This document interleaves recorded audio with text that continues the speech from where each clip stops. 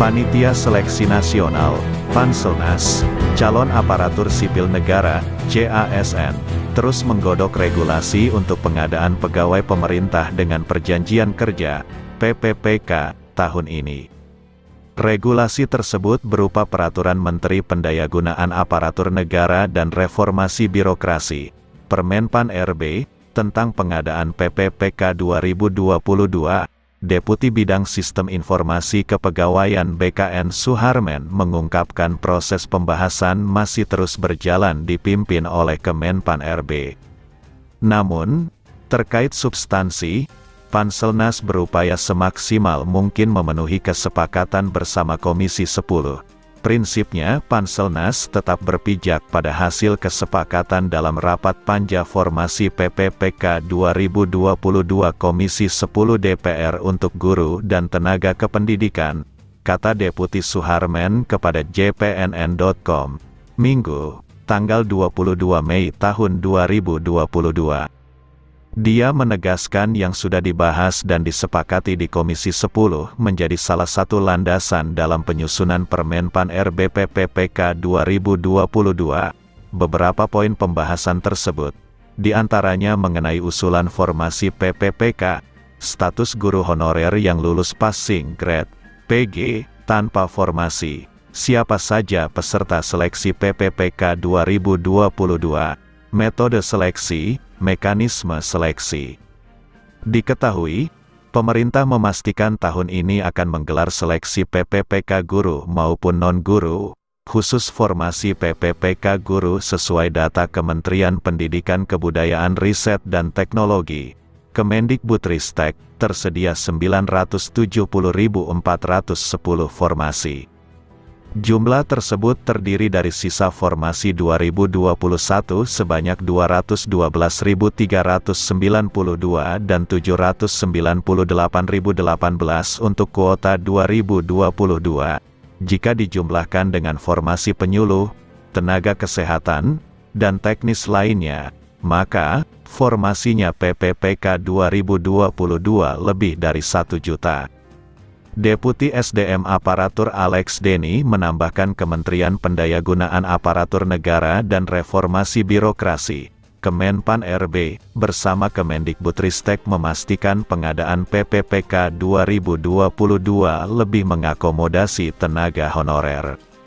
Karena itu, seleksi peserta PPPK guru menggunakan metode observasi dan background check, artinya, rekrutmen PPPK guru akan dibedakan antara honorer dan pelamar baru.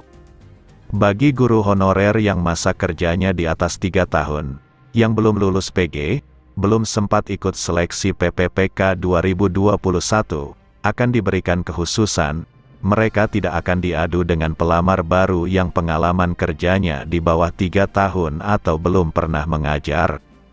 Prinsipnya proses seleksi antara pelamar baru yang tidak berpengalaman dengan guru honorer termasuk honorer K2 akan dibedakan, ujar Alex Denny baru-baru ini. Dia menambahkan, pengadaan PPPK 2022 juga memasukkan komponen masa kerja dalam pengaturan seleksi PPPK, untuk mekanisme baru rekrutmen PPPK guru yang direncanakan Panselnas dilaksanakan tahun ini adalah dimulai dari pengusulan formasi oleh Pemda. Usulan ini harus berdasarkan data rekomendasi Kemendikbudristek. Selain itu kata Alex Denny, harus memprioritaskan guru yang lulus PG, tetapi tidak mendapatkan formasi PPPK 2021. Kemudian, lanjutnya, dari usulan Pemda itu, Kemenpan RB akan menetapkan kebutuhan formasi. Di sini, Kepmenpan RB akan menetapkan berapapun usulan Pemda sepanjang anggarannya disetujui Kementerian Keuangan. Jika Pemda hanya mengusulkan 10 misalnya, tetapi Kemendikbudristek butuh 100 maka Kemenpan RB akan menetapkan formasinya 100 karena anggarannya sudah disiapkan, terangnya.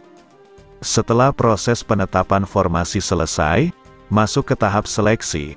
Dalam proses ini kata Alex Denny, akan dibedakan antara guru honorer yang sudah mengabdi lama dengan pelamar baru. Dia menyebutkan sesuai pembahasan dengan Kemendibudristek, guru honorer lulus PG tahun 2021 tanpa formasi PPPK akan diprioritaskan. Mereka tidak perlu seleksi lagi, tetapi hanya menjalani proses verifikasi. Denny mencontohkan, seorang guru honorer K2 yang mengikuti seleksi PPPK 2021 dan lulus PG, tetapi tidak mendapatkan formasi karena kalah bersaing dengan guru lainnya pada seleksi kompetensi tahap 2, maka akan mendapatkan prioritas.